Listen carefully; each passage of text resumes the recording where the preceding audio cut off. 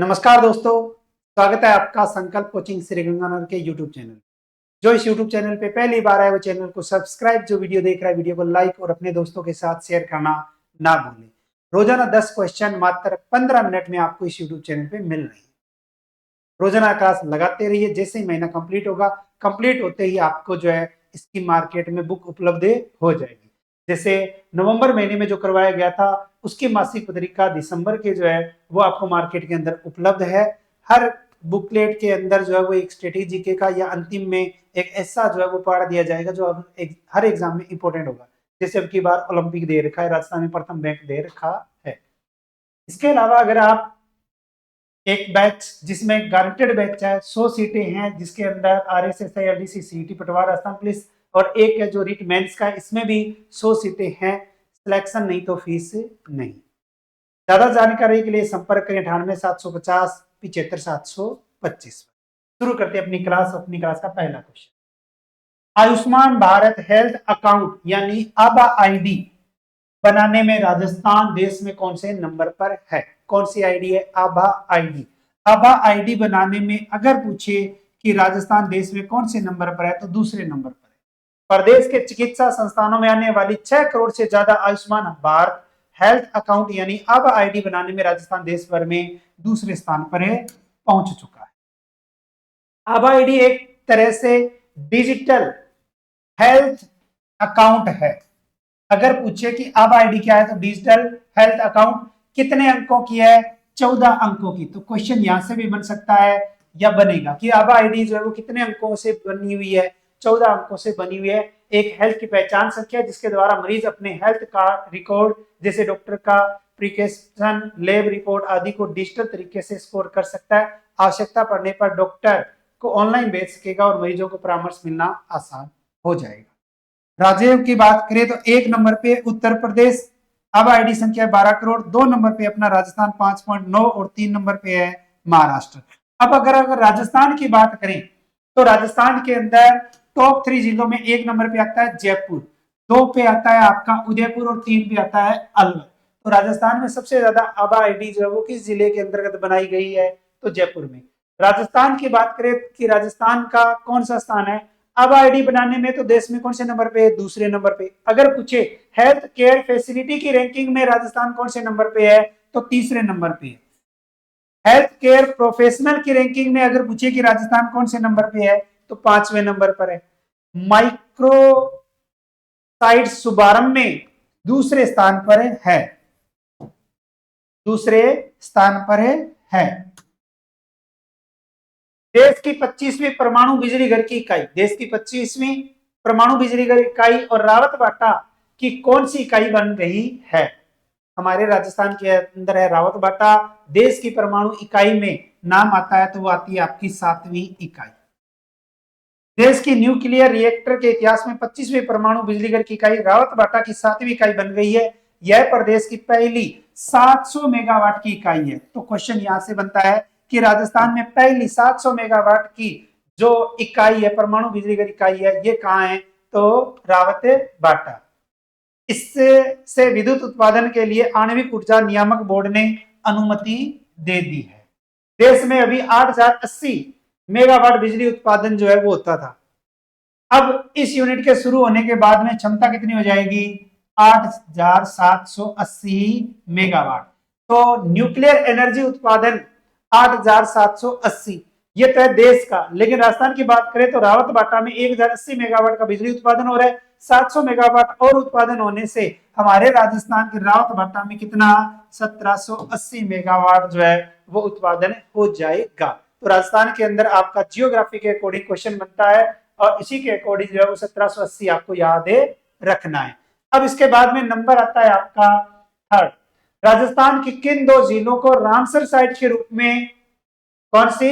Ramsar site के रूप में घोषित करवाने के प्रयास शुरू हुए? बहुत ही अच्छा क्वेश्चन बनता है। रामसर साइट, राजस्थान में रामसर साइट कितनी है?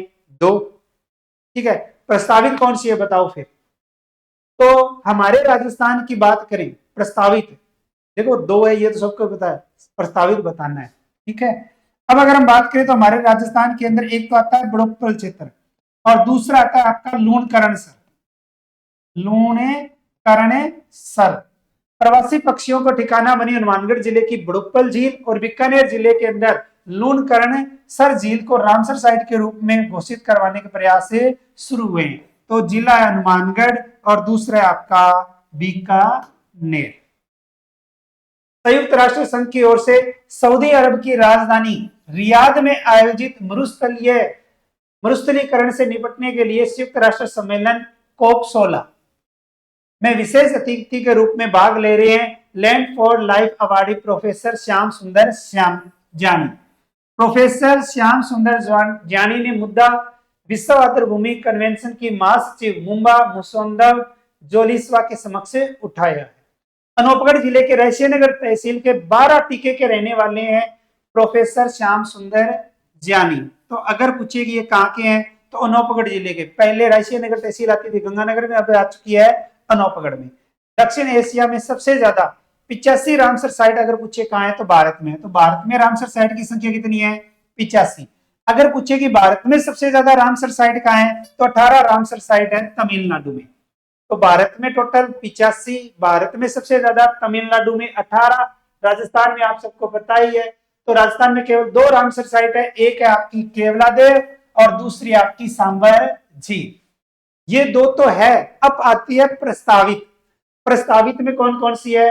राज्य सरकार ने इनके अलावा चांदलाई कहाँ है? जयपुर, किंचन जोधपुर, लूणकरणसर बीकानेर, मीनार तालाब उदयपुर, कनवास पक्षी विहार कोटा, राइट, रामसर साइट बनाने का प्रस्ताव केंद्रीय मंत्रालय को भेजा हुआ है। इसका मतलब आगामी या भविष्य के अकॉर्डिंग जो है वो ये क्या बनेगी? रामसर साइट बनेगी। प्रस्तावित है, इसका मतलब है इंपोर्टेंट क्वेश्चन बनता है। नेक्स्ट, पर्यावरण के लिए बलिदान देने वाली अमृता देवी की कहानी पर बनी किस राजस्थानी फिल्म को मंजूरी दी है? यानी कि मंजूरी मिल चुकी है। बहुत ही अच्छा और इंपोर्टेंट क्वेश्चन बनता है और ये एग्जाम में आने वाले समय में किसी न किसी एग्जाम में आपको देखने को मिलेगा। हमारे राजस्थान के अंदर एक मूवी जिसका नाम आता है साको 363। साको 363। तो पेड़ों की रक्षा के लिए बिश्नोई समाज के 363 लोगों के बलिदान देने की ऐतिहासिक घटना सहित पर्यावरण संरक्षण, जीव रक्षा, नशा मुक्ति समाज को लेकर बनी हिंदी फिल्म साको 363 को सेंसर बोर्ड से हरी झंडी मिलने पर अब इसे बड़े पर्दे पर रिलीज किया जाएगा। बहुत ही अच्छी मूवी जिसका नाम आता है साको 363 और ये किस पे बनी हुई है? तो बिश्नोई समाज श्री गुरु जम्बेश्वर की जन्मस्थली है पीपासर, है कहाँ? नागौर में। और नागौर के अंदर 11 दिसंबर 2024 को इस फिल्म का ट्रेलर यानी कि ट्रेजर रिलीज होगा। 11 दिसंबर को ट्रेलर रिलीज है, बाद में ये लगेगी। बूढ़ा बिश्नोई खेजड़ली गांव का बलिदान 1730 के राजस्थान के मारवाड़, आज का जोधपुर जैसलमेर, पहले के अकॉर्डिंग में राणा अभय सिंह, राजा था अभय सिंह का राज था। अपने मेहरानगढ़ किले में फूल महल नाम से एक महल बनवा रहे थे। तो मेहरानगढ़ किले के अंदर कौन सा? फूल महल। अब इस बात का ध्यान रखना, ऐसे क्वेश्चन किसी न किसी रूप में आते हैं। हालांकि ये देखो कल्चर से या इतिहास से जुड़ा हुआ पार्ट है या नहीं है, लेकिन अमृता देवी संरक्षण पुरस्कार भी मिलता है। अमृता देवी के ऊपर जो है वो क्वेश्चन आने के चांस भी रहते हैं। तो उनको चूना पकाने के लिए लकड़ियों की जरूरत पड़ी। उन्होंने अपने मंत्री गिरधारी दास, अब गिरधारी की जगह गिरधर दास भी आता है, कहीं कहीं गिरधर दास भी आता है, कि नजर किले से 24 किलोमीटर दूर खेजड़ली गांव पर पड़ी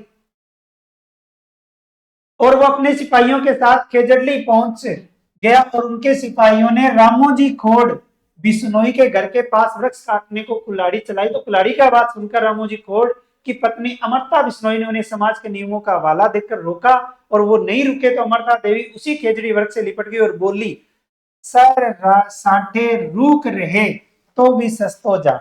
इस तरह अमृता देवी बिश्नोई की 3 पुत्रियों आसू, रत्नी और भागू ने भी मां का बलिदान देखकर खुद ने भी बलिदान दे दिया। अमृता देवी बिश्नोई की 3 बेटियां, 3 कन्याएं, आसू, रत्नी और भागू। इस प्रकार खेजड़ली गांव सहित आसपास के भाद्रपद शुक्ल पक्ष की 10वीं को 84 गांव के 363 जिसमें से 69 महिलाएं और 294 पुरुष थे, लोगों ने अपना बलिदान खेजड़ी से लिपट के दे दिया था। इसी की याद में प्रति वर्ष 12 सितंबर को खेजड़ली दिवस मनाया जाता है। खेजड़ली दिवस कब मनाया जाता है? 12 सितंबर को मनाया जाता है। नेक्स्ट, राज्य के किस विश्वविद्यालय में 3 दिवसीय पुष्प प्रदर्शनी फूलदादी महोत्सव का आयोजन किया गया? तो हमारे राजस्थान के अंदर आता है राजस्थान विश्वविद्यालय, और राजस्थान विश्वविद्यालय अगर पूछे है कहाँ, तो राजस्थान विश्वविद्यालय है जयपुर के अंदर। और राजस्थान विश्वविद्यालय में 3 दिवसीय गुलदादी महोत्सव यानी कि पुष्प महोत्सव जो है इसका आयोजन करने की बात आती है। तो राजस्थान विश्वविद्यालय में 2 साल के इंतजार के बाद गुलदादी के फूलों की प्रदर्शनी शुरू हो चुकी है। डिप्टी सीएम डॉक्टर प्रेमचंद बेरवा ने 7 दिसंबर 2024 को गुलदादी की 38वीं प्रदर्शनी का शुभारंभ किया। नेक्स्ट, बहुत ही अच्छा और मोस्ट इंपोर्टेंट क्वेश्चन, खेल खिलाड़ियों में और आगामी खेल प्रतियोगिताओं में, चाहे आप पशु परिचर का पेपर देख लो, सीटी का पेपर देख लो, इन दोनों क्वेश्चनों की अगर हम बात करें या हमारे इस खिलाड़ी की बात करें तो बहुत ही अच्छा क्वेश्चन आया था और आगे भी भविष्य में आता रहेगा। सऊदी अरब के रियाद में आयोजित अंतरराष्ट्रीय ड्रेसाज प्रतियोगिता, अब देखो टीम ड्रेसाज, घुड़सवारी ड्रेसाज, ड्रेसाज के अंदर, ठीक है, जो चर्चा में रही थी वो थी जयपुर की एक खिलाड़ी। तो जयपुर की किस खिलाड़ी ने inter one free style to music event में रजत पदक और प्रिक्स एंड जॉर्ज टेस्ट में कांस्य पदक जीता है? तो हमारे राजस्थान के जयपुर की रहने वाली है दिव्य कृति सिंह, नाम आता है दिव्य कृति सिंह। अब आपको पता है दिव्य कृति सिंह पहले भी चर्चा में थी, एशियाई खेलों में टीम ड्रेसेस घुड़सवारी में इसने स्वर्ण पदक जीता था। ड्रेसेस घुड़सवारी के अकॉर्डिंग आपके अपने अभी जो सीटी का पेपर हुआ था उसमें भी क्वेश्चन आया था, पशुपालन में भी आया था। एशियाई खेलों की स्वर्ण पदक विजेता और अर्जुन अवार्ड प्राप्त जयपुर की दिव्य कृति सिंह ने सऊदी अरब के रियाद में आयोजित अंतरराष्ट्रीय ड्रेसाज प्रतियोगिता में शानदार प्रदर्शन किया है। उन्होंने फ्री स्टाइल में 71 अंक और प्रिक्स सेंट जॉर्ज में 69.8 अंक जो है वो प्राप्त किए हैं। रियाद में आयोजित इस प्रतियोगिता का आयोजन फेडरेशन ऑफ इंटरनेशनल एक्वेस्ट्रियन द्वारा किया गया।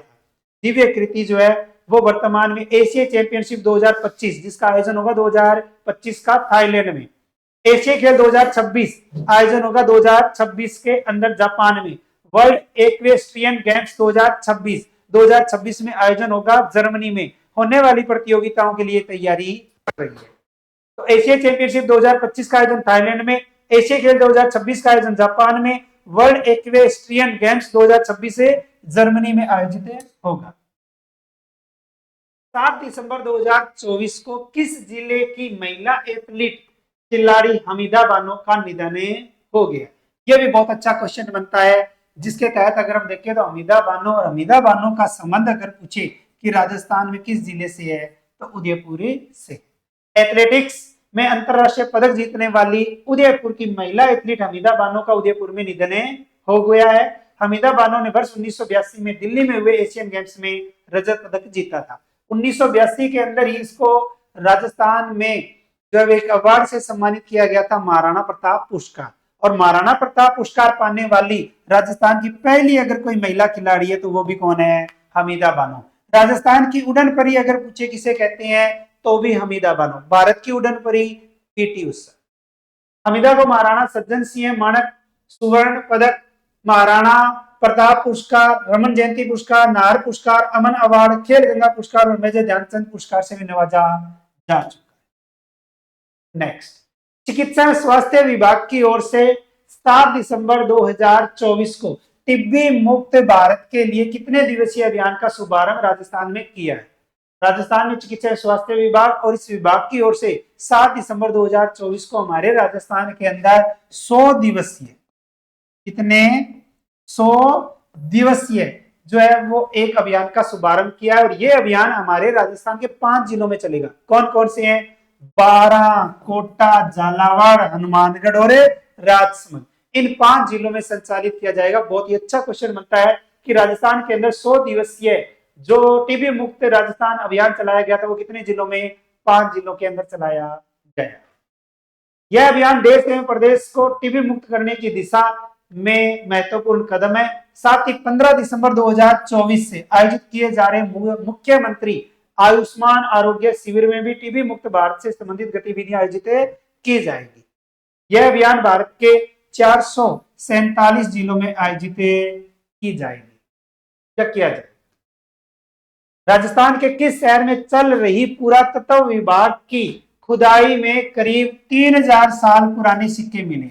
अब देखो, राजस्थान के अंदर करंट की बात करें तो इतिहास के नए स्रोत, नई कोई खोज करंट, साइंस में नई कोई बात करंट, अगर साइंस टेक्नोलॉजी की बात करें तो current, geography, culture, history, update data current. आज ये करंट है, कल आपका, यानी कि कहीं ना कहीं इस चीज से जुड़ जाएगा या जुड़ता है। तो हमारे राजस्थान के अंदर किस शहर में चल रही पुरातत्व विभाग, पुरातत्व विभाग ने हमारे राजस्थान के उदयपुर जिले के अंदर 3000 साल पुरानी सिक्के खोजे। इनका संबंध महात्मा बुद्ध के समय से माना जा रहा है। इन सिक्कों पर 600 से 1000 ईसा पूर्व, 5 ईसा पूर्व के 5 सिद्धांतों के प्रतीक जा रही हैं, जो सिंधु घाटी सभ्यता के पतन और भगवान बुद्ध के समय के प्रतीक हैं। यहाँ कालीबंगा और विराटनगर जैसा प्राचीन पेज पर खुदाई का काम भी चल रहा है। नेक्स्ट, राजस्थान से कितने विद्यार्थियों को का चयन भारत सरकार की ओर से राष्ट्रीय प्रेरणा छात्र के रूप में चयन हुआ है? राजस्थान के 2 विद्यार्थियों का चयन हुआ है। कितने? 2 विद्यार्थियों का चयन हुआ है। तो कुचामन सिटी के सरकारी विद्यालयों के 2 होनहार विद्यार्थियों को आगामी 12 जनवरी 2025 को प्रधानमंत्री नरेंद्र मोदी जी से मिलने का मौका मिला है। पीएम श्री राजकीय जवाहर उच्च माध्यमिक विद्यालय की छात्रा है लिच्छमा। एक का तो नाम क्या आता है? लिच्छमा नाम आता है। राष्ट्रीय प्रेरणा छात्रा तथा निकटवर्ती ग्राम शिवदानपुरा के राजकीय उच्च माध्यमिक विद्यालय के छात्र आदिल शेख। दूसरा कौन है? आदिल शेख का भारत सरकार की ओर से राष्ट्रीय प्रेरणा छात्र के रूप में चयन हुआ है। प्रतियोगिता के माध्यम से देश भर से 20 विद्यार्थियों का चयन किया गया। टोटल कितने हैं? 20, जिनमें से हमारे राजस्थान के कितने हैं? 2। इनमें राजस्थान की लिच्छमा ने विकसित भारत 2047 विषय पर निबंध लिखा था, जिसे राष्ट्रीय स्तर पर प्रथम स्थान मिला था, जबकि छात्र आदिल शेख ने निबंध प्रतियोगिता में द्वितीय स्थान हासिल किया। पूर्व में पूछा गया क्वेश्चन, कल आपसे क्वेश्चन पूछा गया था, राजस्थान के किन जिलों में विकास प्राधिकरण बनाए जाएंगे? इसका राइट आंसर था Bikaner, Bharatpur. Question for you के तहत आपके लिए क्वेश्चन है, ठीक है। अब देखो, बहुत ही अच्छा क्वेश्चन बनता है। अगर कोई हमारे राजस्थान के अंदर कोई बावड़ी है, तालाब है, जिसका पुनर्निर्माण किया जा रहा है या निर्माण कार्य रुक गया था, काफी चर्चा में रहते हैं, तो ऐसे क्वेश्चन एग्जाम में आने की संभावना रहती है। हो सकता है कि वैसे आपने पढ़ा होगा। राजस्थान में 400 साल पुरानी तापी बावड़ी जलाशय कहाँ है? अब देखो, हम ये कह देते हैं कि जी हमने तो जो है वो कल्चर इतना पढ़ा था, हिस्ट्री पढ़ी थी, ठीक है। अब बहुत से ऐसे क्वेश्चन आ जाते हैं, होता तो वो हिस्ट्री और कल्चर का क्वेश्चन, लेकिन आता किससे है? करंट से। हो सकता है आपने कभी पढ़ा हो तापी बावड़ी जलाशय, लेकिन अभी चर्चा में है, तो तापी बावड़ी जलाशय कहाँ है? इस क्वेश्चन का आंसर आपको मेन कमेंट बॉक्स के अंदर देना है। रोजाना ये क्लास लगाते रहिए। साथ के साथ अगर आपको क्लास अच्छी लगती है तो क्लास को लाइक किया करें, अपने दोस्तों के साथ शेयर किया करें। अगर आपके पास स्टडी ग्रुप है तो उसमें भेज दिया करें, और या स्टेटस लगा के जो है वो अपने दोस्तों के साथ शेयर कर दें। तो रोजाना क्लास लगाते रहिए। मिलते हैं कल नए क्वेश्चनों के साथ। तब तक जय हिंद, जय भारत, नमस्कार।